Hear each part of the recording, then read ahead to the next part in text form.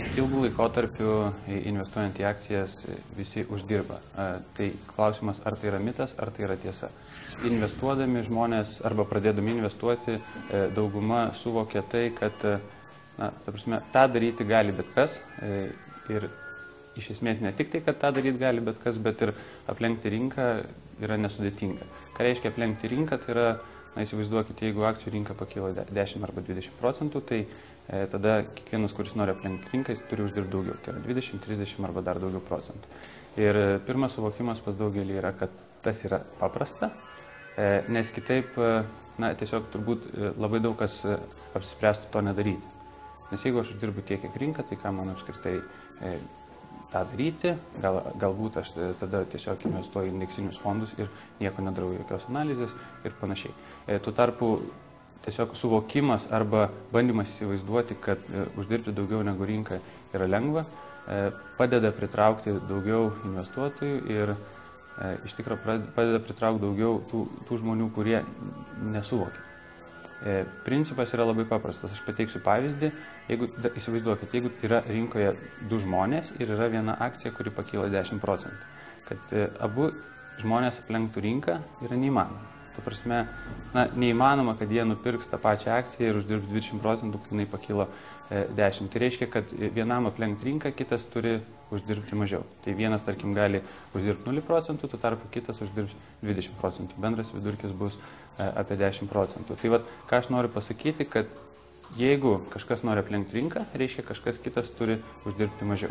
Tai vienas dalykas, kuris labai paprastas yra ir jeigu mes turim tokią statistiką, kad, tarkim, akcijos kyla 10%, kaip jau šnekėjau prieš tai, tarkime, jeigu aš kaip investuotojas noriu uždirbti 20%, reiškia, kažkas kitas turi neuždirbti. Ir kalbant apie visus investuotojus kaip apie masę, tai yra visiškai tas pats pavyzdys. Tai ta prasme, realiai visi investuotojai uždirbti geriau negu rinka negali, tai visada bus kažkas, kas jiems tuos pelnus atiduoda.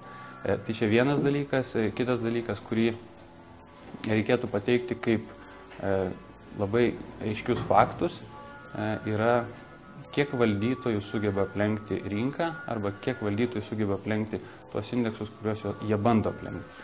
Tai, tarkime, vėlgi atsižvelgiant į JAV statistinius duomenis, kadangi tai yra seniausia rinka ir galima daugiausiai duomenų surinkti, yra tokie skaičiai, kad per 1 metus maksimum 50% valdytojų pavyksta aplenkti rinką. Kuo ilgiau analizuojami duomenys, tai tarkime, jeigu tas pats valdytojas jau valdo 2 metus, 3 metus ir panašiai, kiekvienais metais tikimybė, kad jis aplenks rinką, mažėja. Ką tai reiškia? Tai reiškia, kad iš esmės ilgam laikotarpiu aplenkti rinką yra labai sudėtinga. Tai klausimas, ar mes esame labai naivūs, ar mes tiesiog norime aklai tikėti, kad tą padaryti yra lengva ir dėl to čia ateiname. Tai vat šitie du faktai, aš manau, kiekvienam turėtų iš dalies atverti akis, kad tą padaryti tikrai nėra lengva ir kiekvienas turėtų pagalvoti, ar jisai tą nori daryti aktyviai ar pasyviai. Pasyviai aš kalbu apie investavimą tiesiog indeksinius fondus, kur yra mokami mažiausi komisiniai mokesčiai ir atitinkamai mums lieka didesnė grąža. Ir dar pabaigai norėčiau pateikti vieną pavyzdį. Jeigu, tarkim, vėlgi pagal tam tikrus tyrimus buvo įrodyta, kad jeigu indeksas pakyla 10%, labai dažnai paprastam investuotojui lieka 5%. Tai ta prasme, jisai dalį sumoka komisinių pavydalų, dalį sumoka valstybių mokesčių pavydalų, kita dalis dar nukeliauja tiesiog, nežinant, ką daryti ir panašiai. Tai išvada būtų tokia, kad daugumai geriau būtų nieko nedaryti, tiesiog būti pasyviam investuotojui. Tuo tarpu, jeigu visgi žmogus yra linkęs pasistengti ir pasistengti aplenkti rinką, tai natūraliai, kad jisai turėtų suvokti, kad tikimybė yra labai maža ir reikės daug dirbti.